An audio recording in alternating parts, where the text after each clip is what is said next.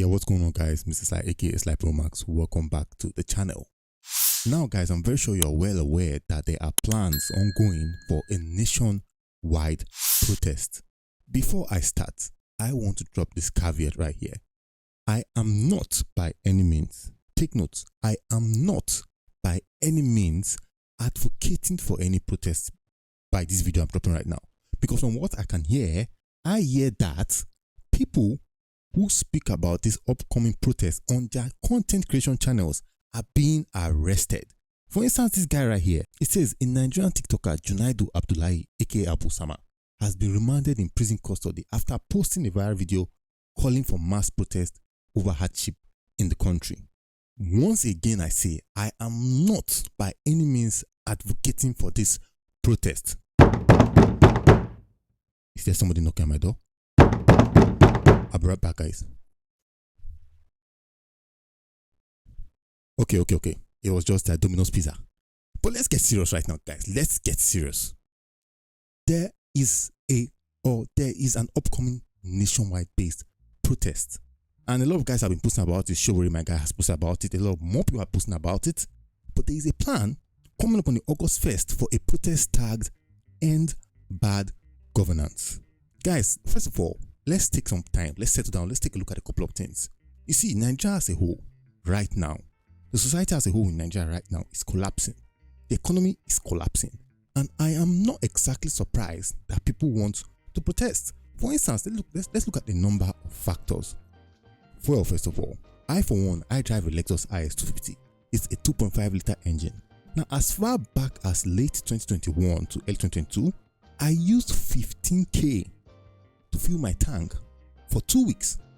Fast forward to right now, guys, that money has doubled, quadrupled, because now I spend at least 65k to fill my tank. And we all will agree that fuel price influences a number of things. Fuel price going up would influence the cost of transport fare, because if the bus driver has to buy fuel at a higher price, then your transport fare definitely has to go up.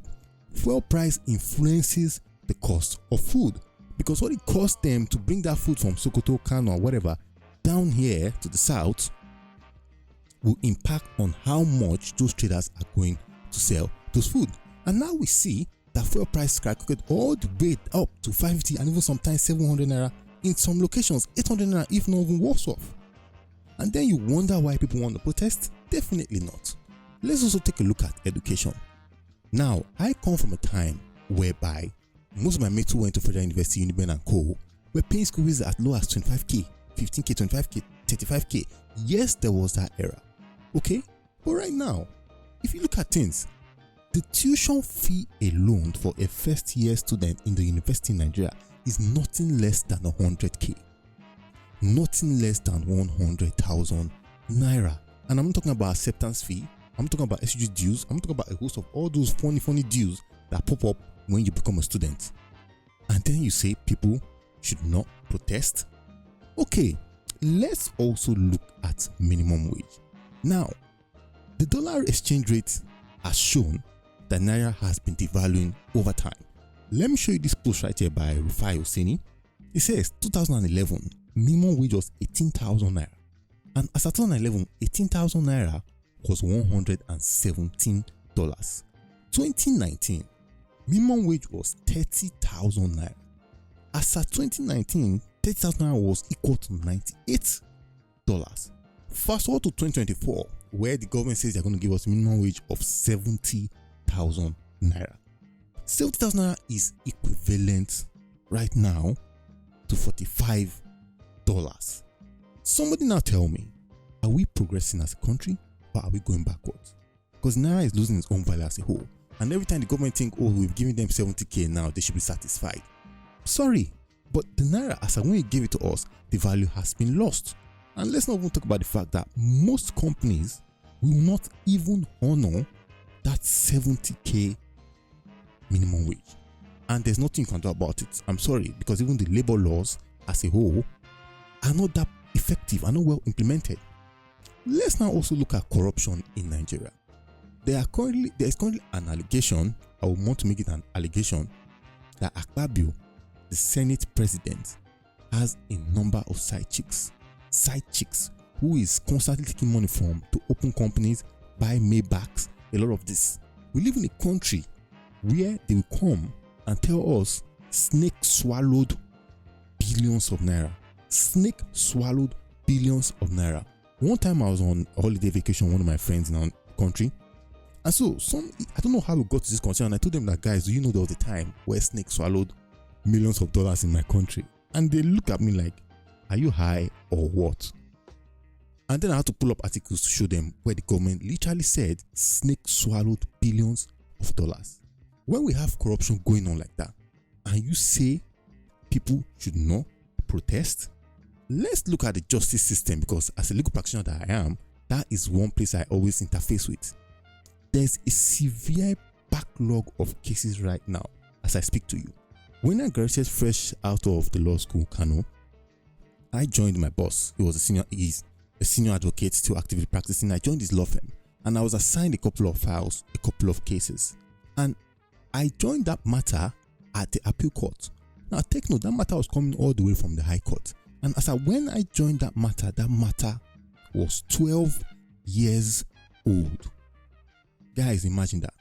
Imagine the slow pace of the judicial system.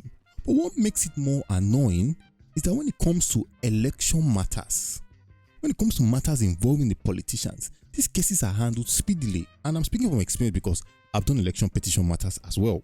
Watch a couple of my videos where I talked about them. I saw how fast there were even provisions under the law that says there is a time frame within which election petitions must be handled. But then when it comes to the average man's case, when it comes to other matters, they let them be slow. A sad but painful truth is the fact that over 60% of people who are in prison in Nigeria, over 60% are awaiting trial. Take note, they are awaiting trial. They've not even been to court yet. Over 60%. But when you have these kind of issues go on, do you still tell me that people should not protest? I'm not advocating for protest, take note. But we look at it as a whole and we see that the society needs a total reform. Now let's look at the legality of protests, because most people want to know, is it legal? Can you protest? Section 40 for one gives Nigerians the right to peaceful assembly. Take note, peaceful assembly, which in other words can be quoted as saying protest or whatnot, covered by the Public Order Act. But we also know when protests occur peacefully, there's always this set of counter protesters who are hired by the politicians to come in and cause disruption. For instance, let's take a look at this post right here. It says, agents of destabilization are working with opposition elements to destroy our country like they did to Lagos during EndSARS. We must stop them before they destroy us. Join the Protect Nigeria nationwide rally from August 1st in Abuja and 36 state capitals. A counter protest, guys. A counter protest. Now, what happens when a counter protest occurs? Begin to realize that there is a clash of people with opposing ideas, although one side are true about what they want, the other side were just paid to come here and shout. But when that clash happens, it goes from being a peaceful assembly to being a riot. Now, when a riot occurs, what happens? The police have the right to then step in and try to quell down the whole occurrence. But you and I know that the Nigerian police will not quell down occurrences like that peacefully. Rather, they will take to beating people, slapping, kicking, hitting, shooting if possible, a la EndSARS protest. But my question now becomes this: how practical is this protest going to be? Can we be able to achieve the requests that we have?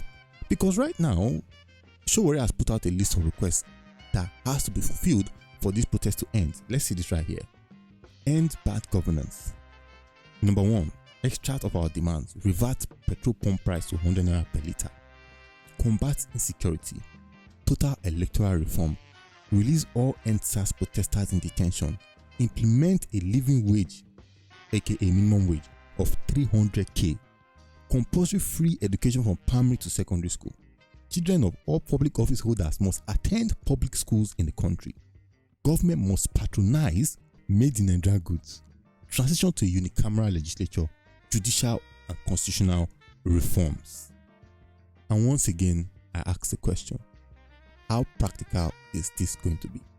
Can we be able, or can they, rather please, can they, take note, can they be able to achieve the request that they've laid out? There's a lot of factors we have to consider here, guys. But with that being said, I really want to know your opinion. Are you going to go out to protest? I want to know. But before I leave, all I'm going to say is this. If you want to protest, by all means, please go out, come out, protest, come out and stand for something, say something at least. Don't just sit back and watch things go to hell in a handbasket.